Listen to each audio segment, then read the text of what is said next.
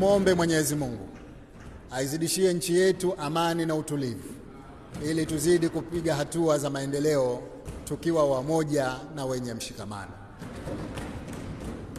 Mheshimiwa Spika, ili kutoa nafasi ya matayarisho kwa ajili ya uchaguzi mkuu wa Oktoba 2025 kwa madaraka nilionayo, kwa mujibu wa kifungu cha 91 kifungu kidogo cha pili A cha Katiba ya Zanzibar ya mwaka 1984, napenda kutangaza kwamba